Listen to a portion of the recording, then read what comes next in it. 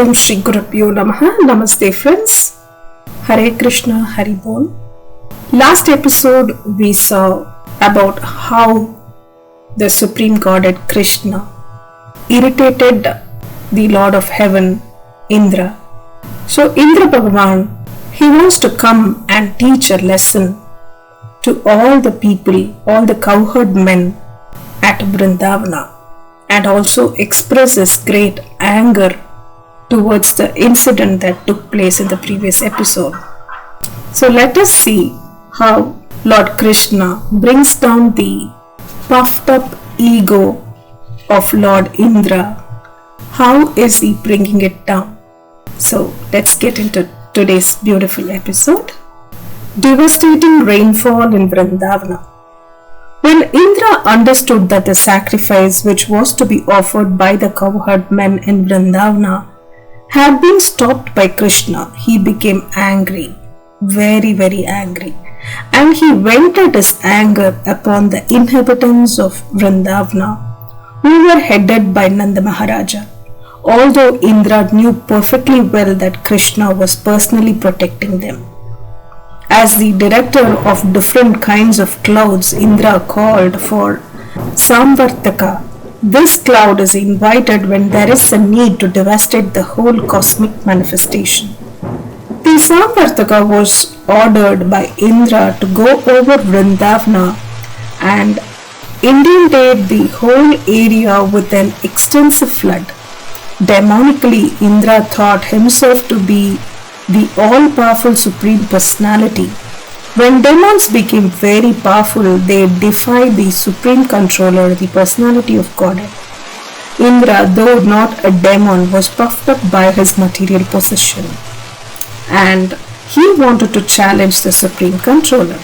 He thought himself, at least for the time being, as powerful as Krishna. Indra said, "Just see the impulse of the inhabitants of Vrindavana.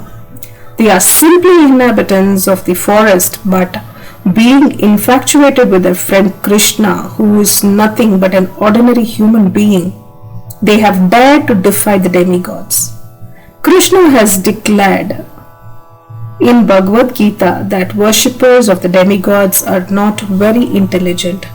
He has also declared that one has to give up all kinds of demigod worship and simply concentrate on Krishna consciousness. Krishna's invoking the anger of Indra and later on chastising him is a clear indication to his devotees that those who are engaged in Krishna consciousness have no need to worship any demigod. Even if it is found that the demigod has become angry, Krishna gives his devotee all protection, and they should completely depend on his mercy." Indra cursed the action of inhabitants of Vrindavana and said, by defying the authority of the demigods, the inhabitants of Vrindavana will suffer in material existence. Having neglected the sacrifice to demigods, they cannot cross over the impediments of the ocean of material existence. Indra further declared, "These cowherd men in Vrindavana have neglected my authority on the advice of this talkative boy who is known as Krishna. He is nothing but a child, and by believing this child, they have enraged me." Thus, he ordered the Samvartaka cloud to go and destroy prosperity of Vrindavana. The men of Vrindavana, said Indra, have become too puffed up over their material opulence and are overconfident due to the presence of their tiny friend Krishna. He is simply talkative, childish, and unaware of the complete cosmic situation. Although he is thinking himself very advanced in knowledge. Because they have taken Krishna so seriously, they must be punished. They should be destroyed with their cows. In the way, Indra ordered the Samvartaka cloud to go to Vrindavana and inundate the place. It is indicated here that in the villages or outside the towns, the inhabitants must depend on the cows for their prosperity. When the cows are destroyed, the people are destitute of all kinds of opulences. When King Indra ordered Samvartaka and companion clouds to go to Vrindavana, The clouds were afraid of doing this mischief. But King Indra assured them, "You go ahead, and I will also go riding on my elephant, accompanied by great storms. And I shall apply all my strength to punishing the inhabitants of Vrindavana."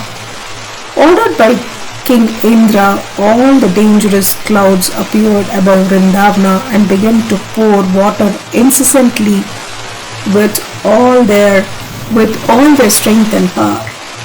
There was constant lightning and thunder, blowing of severe wind, and incessant falling of rain. The rain seemed to fall like piercing sharp arrows by pouring water as thick as pillars without cessation. The clouds gradually filled all the lands in Vrindavana with water, and there was no visible distinction between higher and lower land.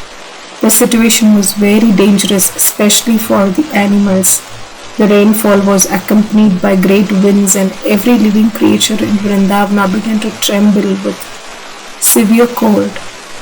Unable to find any other source of deliverance, they all approached Govinda to take shelter at his lotus feet.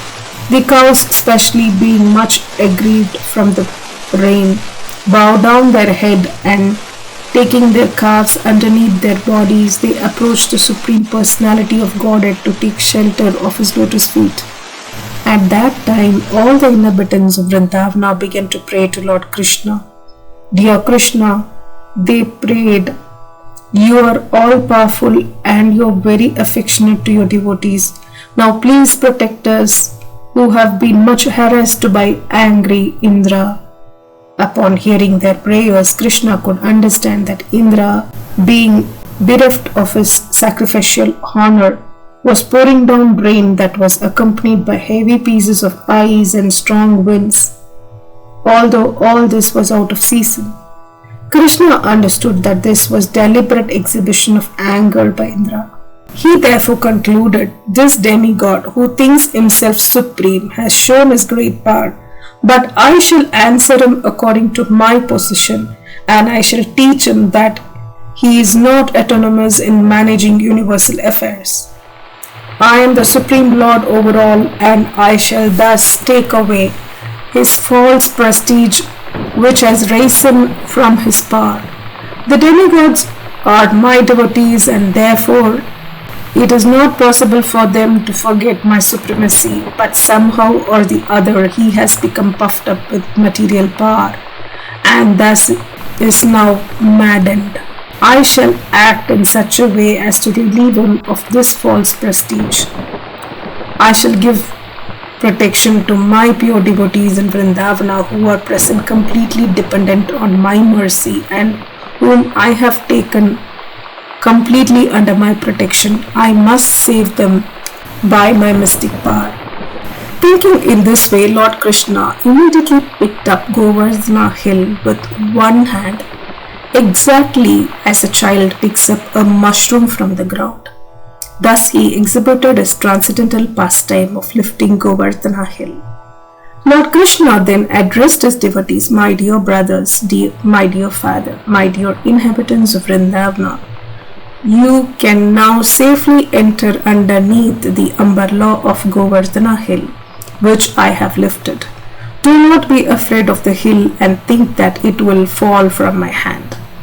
You have been too much afflicted from the heavy rain and strong wind. Therefore, I have lifted this hill, which will protect you exactly like a huge umbrella. I think this is a proper arrangement to relieve you of your immediate distress. Be happy along with your animals underneath this great umbrella." Being assured by Lord Krishna, all the inhabitants of Vrindavana entered beneath the great hill along with their property and animals, and they all appeared to be safe. The inhabitants of Vrindavana and their animals remained there for 1 week without being disturbed by hunger, thirst, or any other discomforts. They were simply astonished to see how Krishna was holding up the mountain with the little finger of his left hand. Seeing the extraordinary mystic power of Krishna, Indra, the king of heaven, was thunderstruck and baffled in his determination. He immediately called for all the clouds and asked them to desist. When the sky became completely cleared of all clouds and there was sunrise again, the strong wind stopped. At that time, Krishna, the Supreme Personality of Godhead, known now as the lifter of Govardhana hill, said, "My dear cowherdmen, now you can leave and take your wives, children, cows and valuables because everything is ended. The inundation has gone down along with the swelling waters of the river. All the men loaded their valuables on carts and slowly left with their cows and other paraphernalia. After they had cleared out everything, Lord Krishna very slowly replaced Govardhana hill in exactly the same position it had been in before. When everything was done, all the inhabitants of Vrindavana approached Krishna with feelings of love and embarrassed him with great ecstasy. The gopis, being naturally very affectionate to Krishna, began to offer him yogurt mixed with their tears, and they poured incessant blessings upon him. Mother Yashoda, Mother Rohini, Nanda and Balrama, who is the strongest of strong, embarrassed Krishna one after another, and from spontaneous feelings of affection blessed him over and over again. In the heavens, different demigods from different planetary systems such as Siddhaloka, Gandharvaloka and Charnaloka also began to show their complete satisfaction. They poured showers of flowers on the surface of the earth and sounded different conch shells. There were beating of drums, and being inspired by godly feeling, residents of Gandharvaloka began to play on their tamburas to please the Lord. After this incident, the Supreme Personality of Godhead, surrounded by his dear friends and animals, returned to his home. As usual, the gopis began to chant the glorious pastimes of Lord Krishna with great feeling, for they were chanting from their heart. Thus ends this beautiful chapter, my friends. I hope you all would have enjoyed. If you loved listening to this, kindly share with your friends, and if you're new to our channel, do subscribe. And don't forget to hit the like button, please. That way it will be of a great help to share the work with many other devotees. In divine service, this is Lakshmi Srinivasan. Hare Krishna, Krishna Krishna, Hare Hare. Hare Rama, Rama Rama, Hare Hare.